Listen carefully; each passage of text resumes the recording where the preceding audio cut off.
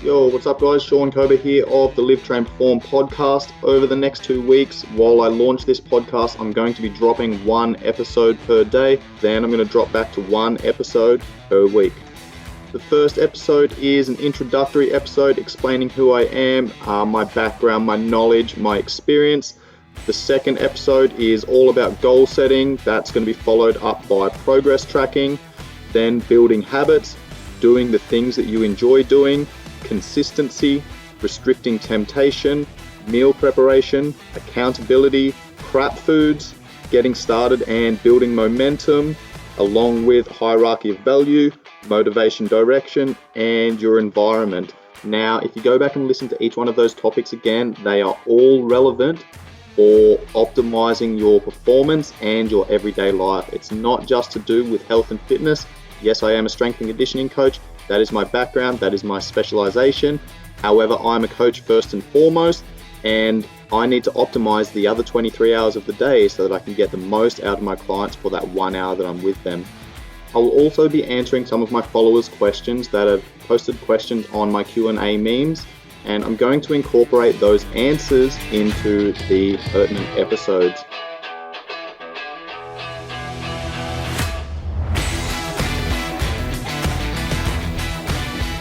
Welcome to part 3 of the progress tracking tools. In the last episode, we spoke about objective tracking tools. In today's episode, it's all about subjective tracking views. So point to note with these ones is you need to be in tune with your body. If you have no awareness to, how certain foods affect you, how your sleep affects you, how training affects you, your ability to recover, etc., then you might not take as much out of these, but this is essentially the goal. The objective tracking tools give us tangible numbers and data that we can work with to let us know if we're moving in the right direction or not.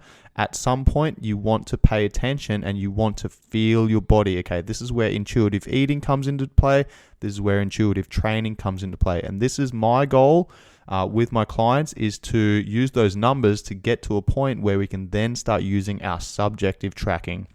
All right, so our subjective tracking that we're going to be covering today are energy levels, productivity, sleep habits, libido, mood, attitude, and mental well-being, hair, skin, and nails, and the immune system. Alrighty, let's get started. First up, we're talking about energy levels. So everyone has high and low energy cycles throughout the day. This may be associated with sleep patterns, exercise, or eating habits, but knowing when you have more energy is extremely beneficial. So set a timer for every hour throughout the day and write down or mark off where your energy level is on a scale of 1 to 10. This will help you determine if you're a morning person or do you prefer to pick up steam after lunch. Keeping track of where your energy levels are lets you better plan your day, as well as give an indication of how to optimize your life through adjusting food, exercise, and sleep patterns. So this comes into play with our circadian rhythm. Our circadian rhythm is basically how our body regulates our hormones and our neurotransmitters throughout the day to provide us with certain hormones and certain energy requirements and recovery ability and things like that. So paying attention to this can really help you optimize your life, essentially. Finding your peak creativity level is a great way to find the best time to do things that require your fullest attention. Creative blocks and mind blanks can often be a symptom of working at a time when your creativity and energy levels are low. Using the same method as tracking your energy levels, begin to track when you feel most creative and when you don't. This may be a little bit more difficult to determine than energy levels, but over the course of a few days, you'll start to see patterns develop. I, for one, know that my energy levels and my creativity levels are best first thing in the morning. Once I get out of bed and I go through my morning routine, that's when I know I'm going to get the majority of my work done. So then I start prioritizing the important things for first thing in the morning when I know I'm creative and I've got that energy, right? So then I'm going to block out times in my day where I'm going to do the less energy demanding things when I'm feeling tired, when I know, I'm typically going to have some sort of a crash in the afternoon. Maybe it's after lunch or something like that.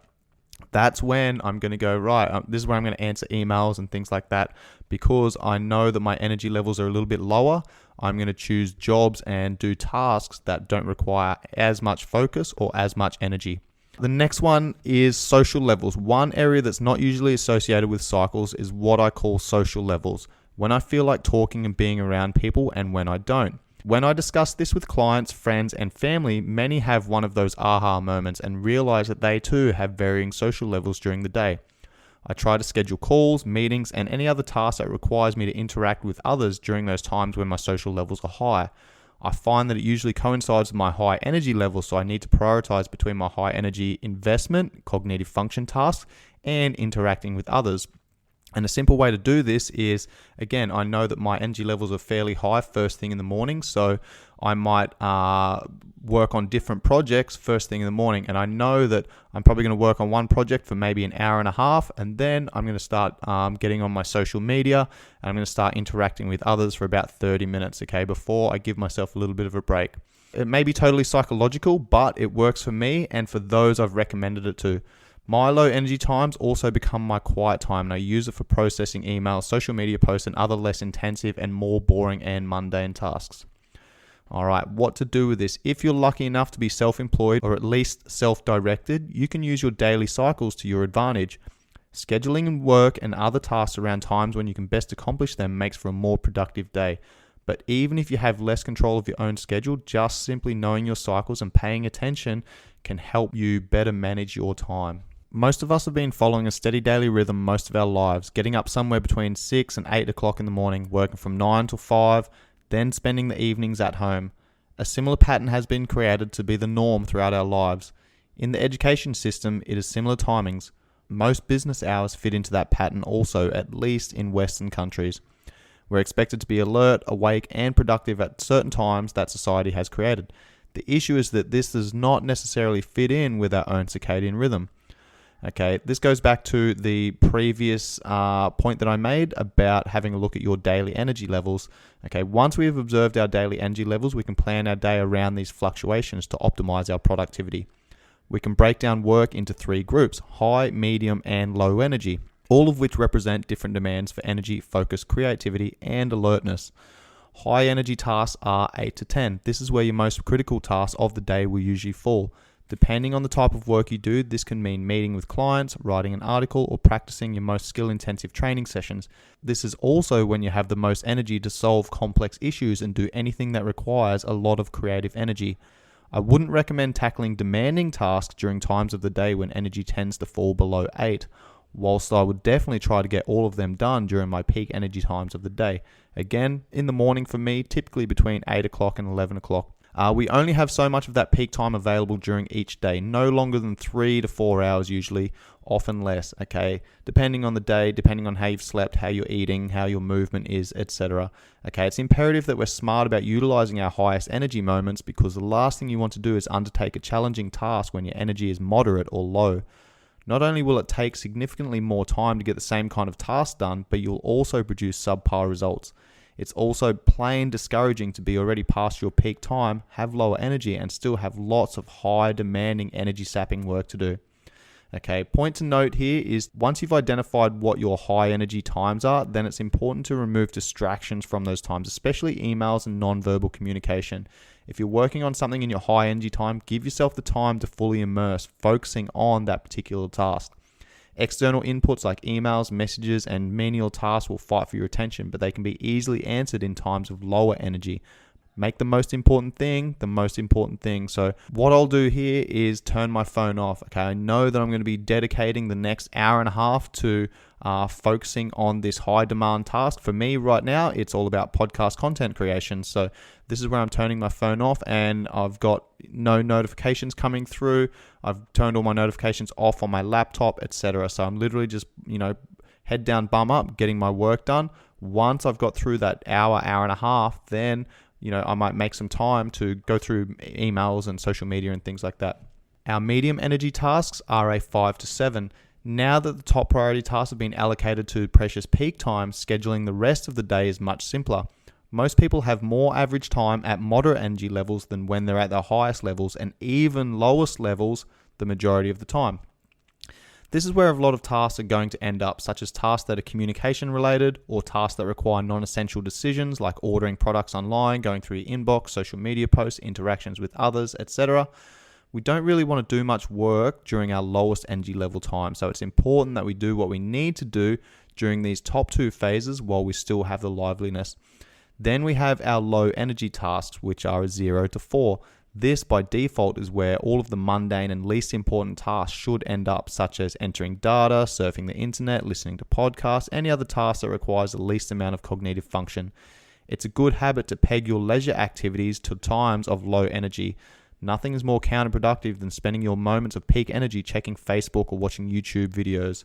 But after you've put in your work and done the most important tasks of the day, then your low energy time is great for those passive activities like watching, reading, browsing, etc. And you can link, for example, listening to a podcast episode to going for a walk in the afternoon, or link those phone calls that you need to make, checking emails and things like that, to getting outside, getting some sunshine and going for a walk during those low energy periods.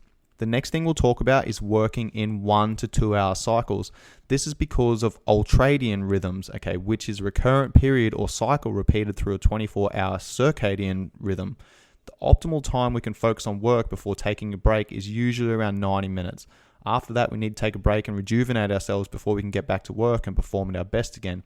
Unfortunately, the only break that most people take during their 9 to 5 jobs is a lunch break. So to make the ultradian cycle work to your advantage, try this. For the first 90 minutes of your day, do nothing but focus on one specific task or project.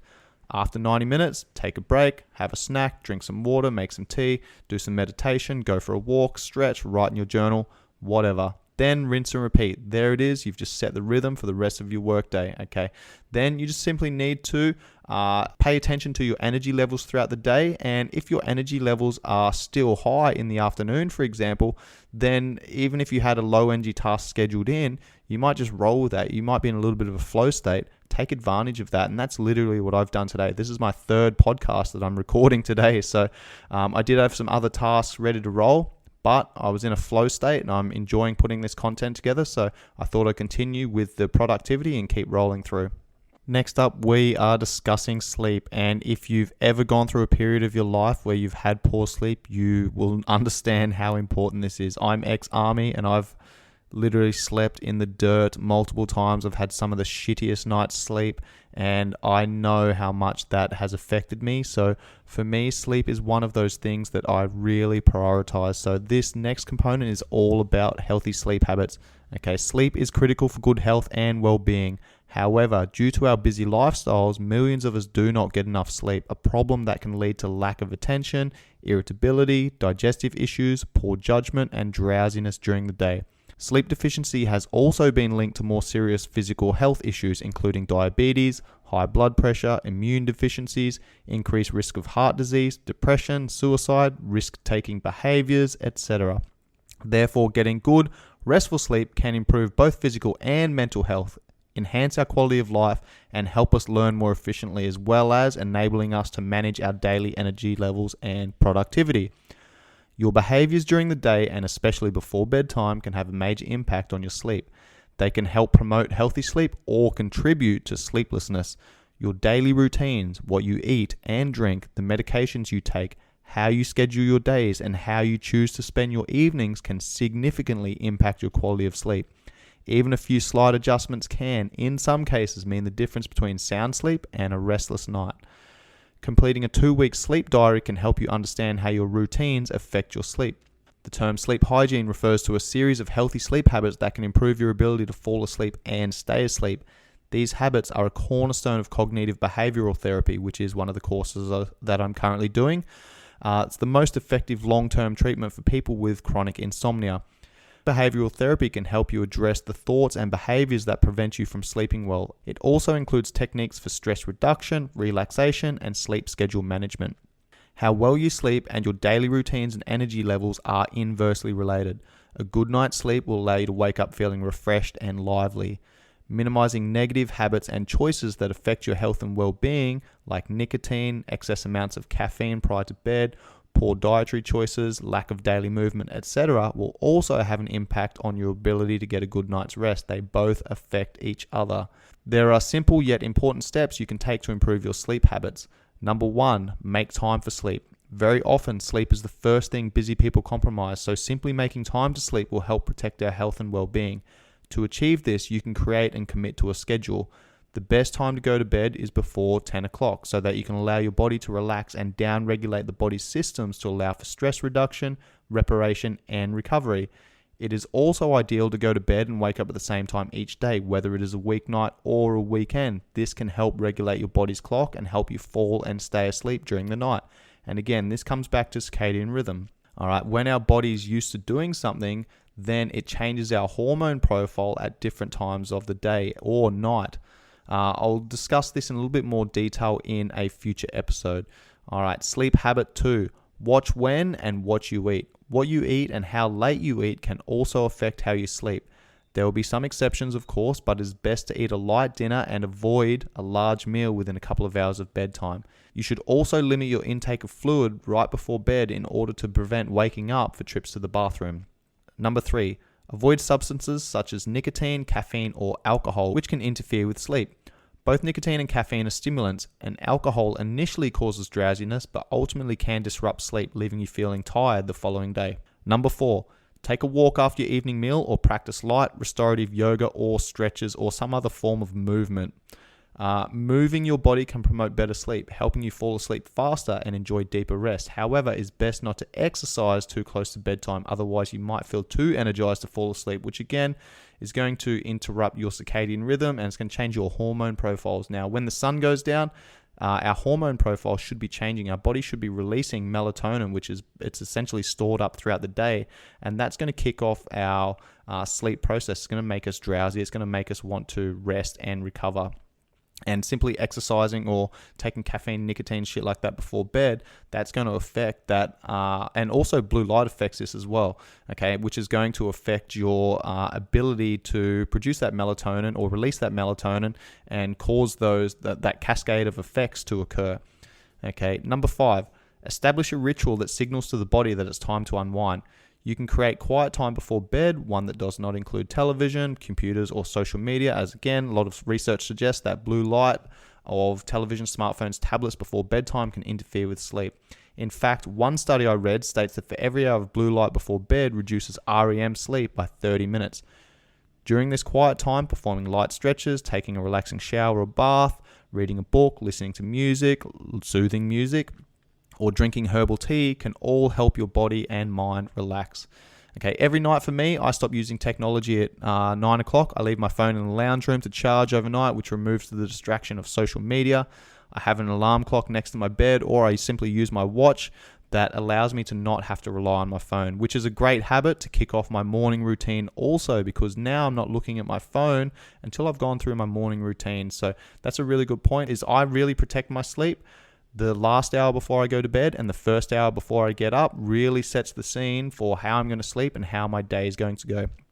Okay, number 6, create a comfortable sleeping environment. Keeping the bedroom attractive and tidy, quiet and cool is conducive to relaxation and restful sleep.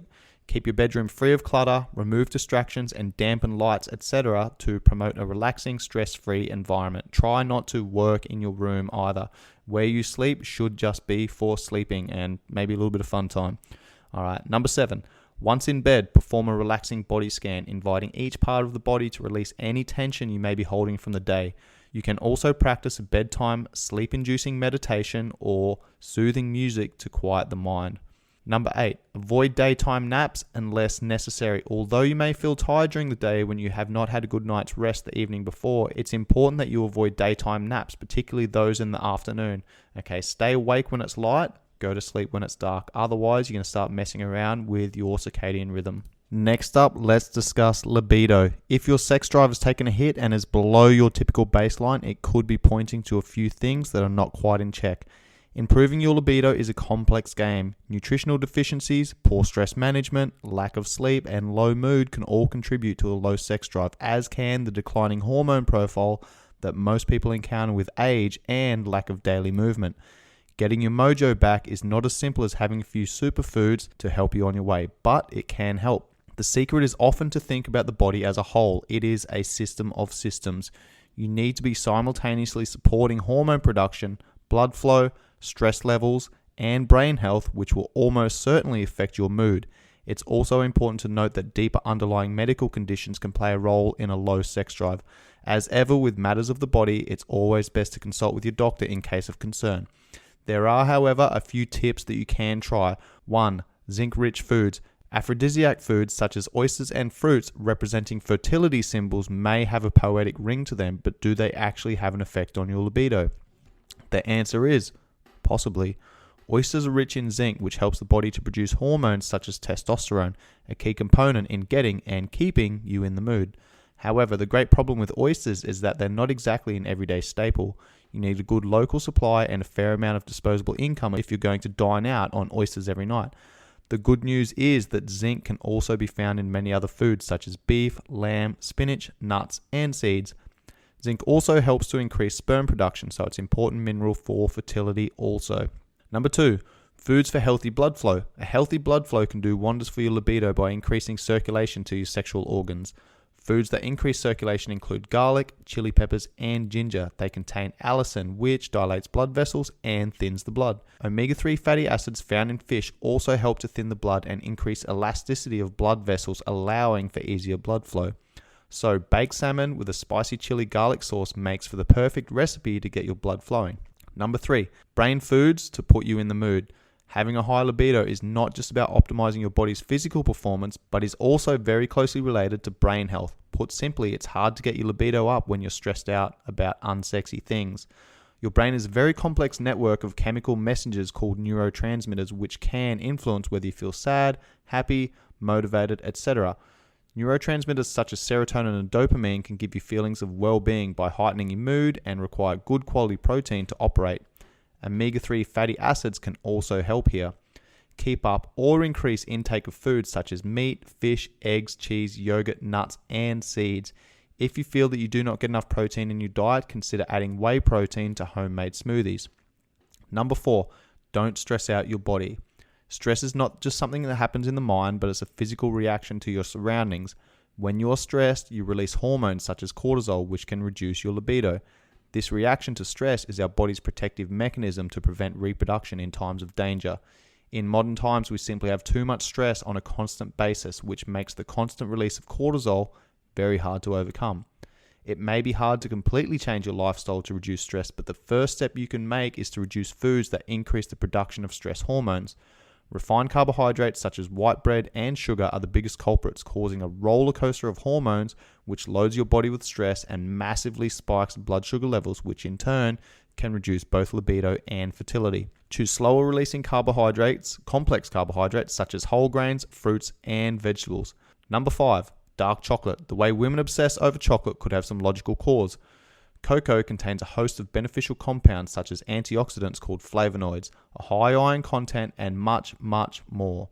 Most importantly, it contains phenylethylamine, which gives a stimulating effect and releases the neurotransmitters dopamine and serotonin in the brain.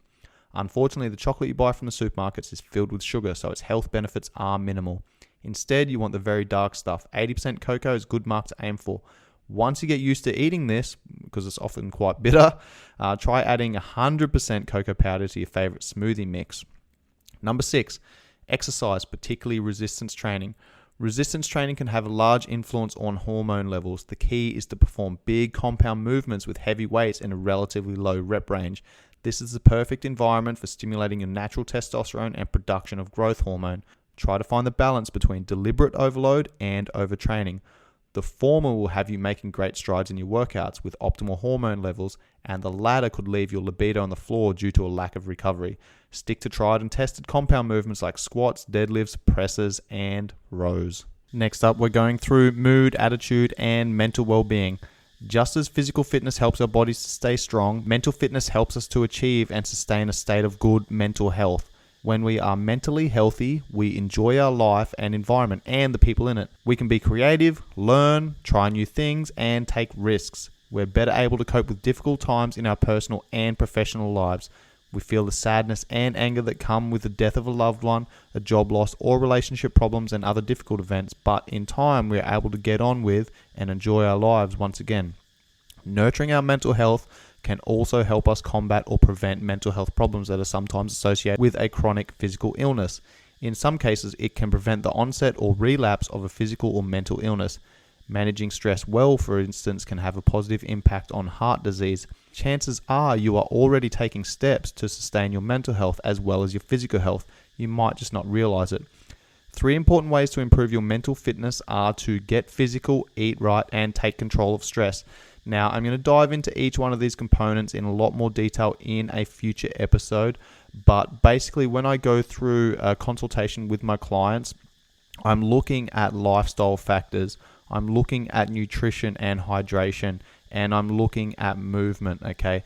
When people get stressed out, when people are under the pump, sleep, training, and nutrition are the first things to go. And in my opinion, those are the things that have a massive impact on everything else in our life. So if we're getting stressed out and where our sleep is taking a hit, our movement is taking a hit, and our nutrition is taking a hit, then it's a nasty cycle to get caught in, and it's very difficult to get out of that position. So whenever you can, try and really protect your sleep, your nutrition, and your daily movement practice. But the biggest thing that I want to say on mental health and well-being is control what is within your control.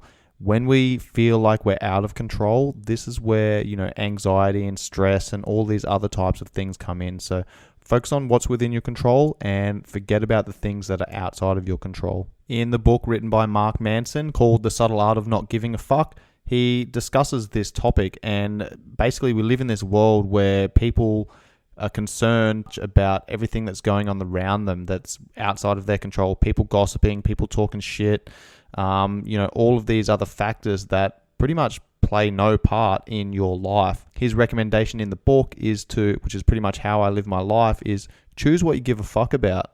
All right, you can only give so many fucks, so choose what you give a fuck about and then focus on those things that you can control. All right, we're starting to get towards the last couple of documents that, funnily enough, I wrote up probably 6 to 7 years ago that I had to read through before I started going through this, and it's all still up to date, so good to go.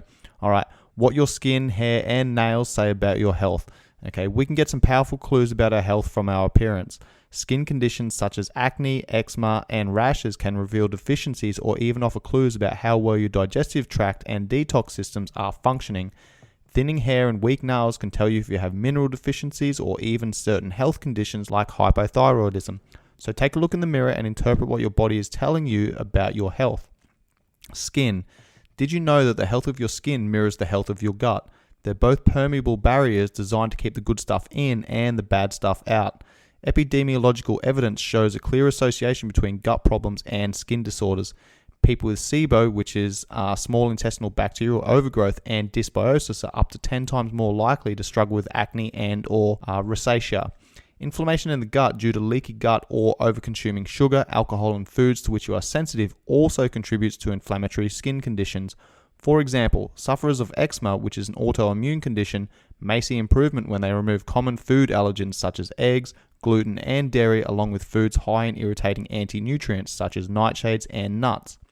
Eggs, dairy, grains, soy, legumes, nuts, and nightshades are recommended foods for removal on the autoimmune protocol. Taking probiotics and normalizing gut flora is also necessary. Again, I'll discuss microbiome in a future episode. Okay, kicking foods to which you have any type of reaction can help inflammatory skin conditions overall. Those who struggle with acne often see huge improvements when they remove dairy, which contains androgenic hormones that may worsen acne and inflammatory skin conditions.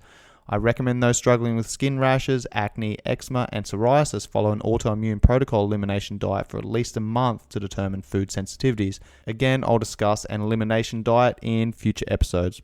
Avoiding allergenic foods will help heal both the digestive tract and enhance skin health. Healing leaky gut will help you better absorb all the nutrients, protein, and fatty acids in your food necessary for a clear complexion. Supplementing with zinc and vitamins A and C can help acne also.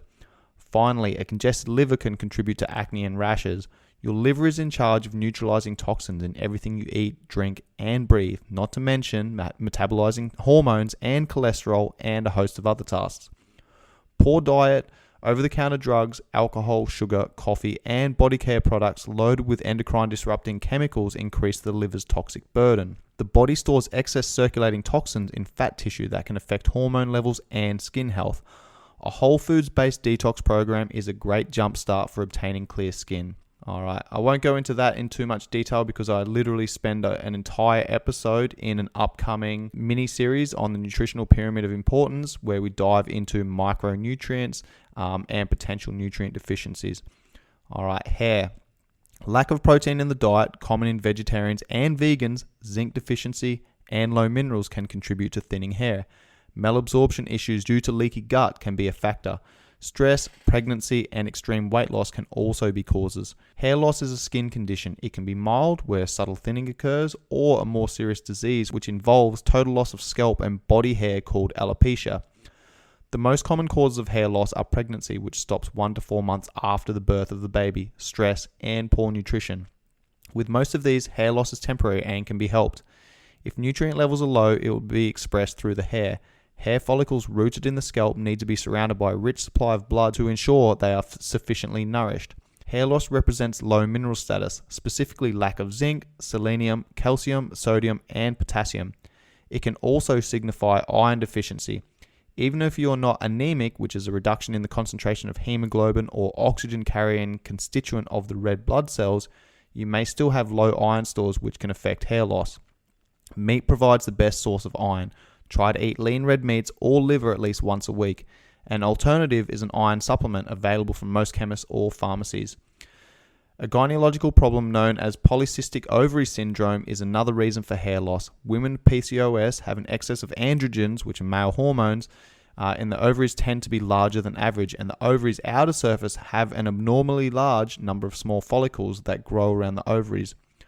Drugs to reduce the amount of androgens are usually prescribed. There is also new evidence to suggest that using medications that lower insulin levels in the blood may be effective in restoring menstruation and reducing some of the health risks associated with PCOS. Fingernails. Brittle, thin nails can be caused by hypothyroidism. When your thyroid is underfunctioning, the body slows down and conserves energy for the most important metabolic function, so the health of your skin, hair, and nails is the first to suffer. Using biotin may help both nail and hair growth.